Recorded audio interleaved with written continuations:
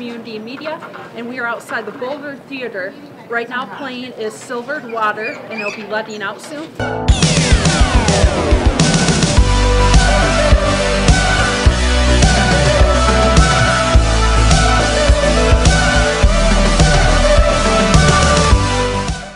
What is your name? Amal Kassir. And where are you from? Born and raised Denver General Hospital, but my dad is from Syria. Was living there for a while. Family's, you know, like 70–80% of my family's from Syria. And then you just got done watching Silvered Water, correct? I sure did. What did you think of the movie? I mean, I'd already seen almost all of that footage before it was thrown together, but the way that the storytelling happened was just, it was overwhelming. It was almost like, it was like PTSD, you know? And then just watching that and being from Syria, and there were moments where my heart just let go, and tears that I had already cried a couple of years ago, you know, just came back. And I mean, it was a heavy movie. A lot of blood, there's cats and everything, like it's like you forget to think about a war zone sometimes, and this is just what brought that back to us. So for maybe some American youth that don't really know what's going on in other parts of the country, if they've seen this movie, does it come close to what's really going on in Syria today and in the past? It's one voice, for sure. I mean, the population of Syria was 21 million before the revolution started. And so we had the voice of a Kurdish woman in the movie, which of course is an amazing, amazing voice. But you also have Sunni women, you have Alawi women, you have women who turn their homes into field hospitals. I mean, the thing is, when you want to talk about Syria, one movie is not going to cover it. This is 4 years. This is 500,000 people dead. You know, over 7 million leaving the country. It's one scope. It's like a little dot, you know. And so what I hope this film does is motivate them to look at the other films. Like Netflix has Return to Homs. That's from the perspective of two men. Very similar, but it's just so many stories that are coming out of Syria, and one isn't going to cut it. But so do you think this movie's maybe more showing women being more empowered to do stuff? I mean, yeah, of course, for sure. There's a lot of women doing a lot of amazing things. The woman who, I don't know if she was the maker or what, of the actual film, the Kurdish woman, she is one example. But I mean, if you want to talk about rape in the Middle East, you got to bring in stories of rape. You got to bring in stories from Dar'ah, stories from Idlib, stories from Homs, from all over. What I think this film was, it was a revival of the revolutionary spirit. You know, it wasn't trying to be like, oh, poor women veiled, or oh, poor men brown skinned, da da da. No, not at all.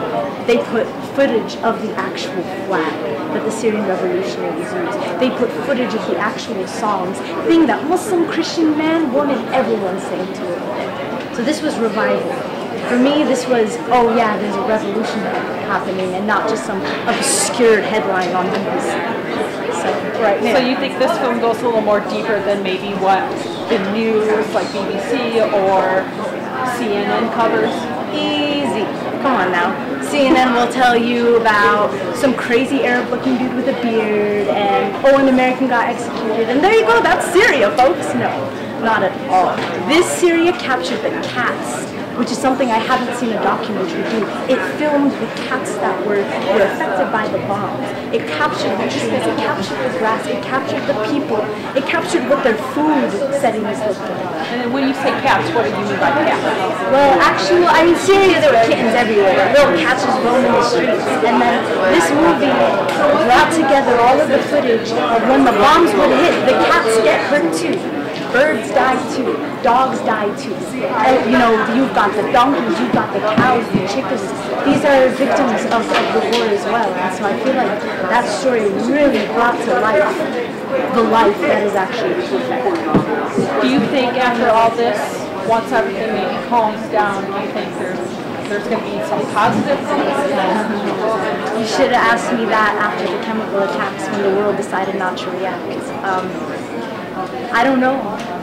I'm Syrian. This has been going on for 4 years.